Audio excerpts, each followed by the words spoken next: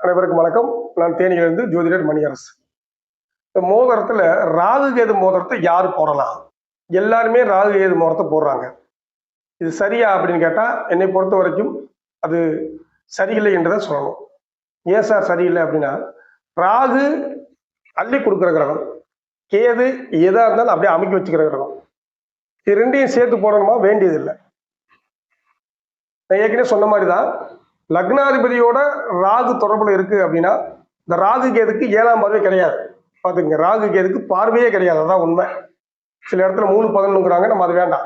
ராகு கேதுக்கு பார்வை கிடையாது. அது ஒரு ஆக்சிஸ், ஒரு அச்சு. ராகுக்கு 7ல கேது இருக்கு, கேதுக்கு 7ல ராகு இருக்கு. இதுதான் இயல்பானது. இப்ப ராகு கேது முகூர்த்தத்தை யார் போடலாம்? எல்லாரும் ராகு கேது முகூர்த்தத்தை போடலாமா? போடக்கூடாது. உதாரணமா இப்ப பாத்தீங்கன்னா, குரு கேது சேர்க்கை. ஒரு குரு கேது சேர்க்கை அப்படிங்கிறது ஜோதிடத்துக்கான கிரக சேர்க்கை. இப்ப நான் தனுசு லக்னம், எனக்கு குருவும் கேதுவும் சேர்ந்திருக்கு. ஆனா நான் போட்டிருக்க போறேன் பாருங்க, அந்த குரு கேது, ஏன்னா லக்னாதிபதியை விட கேது வலுவானவர். கேதுதான் வலுவான கிரகம். எந்த லக்னாதிபதியோட கேது சேர்ந்தா நீங்க கேதுக்குரிய மோதிரம் போடுறது சிறப்பு. பாருங்க, இந்த இடத்துல நான் போட்டிருக்க மோதிரம் வைடூரியம். இன்னொரு ஜாதகம் சொல்றேன்.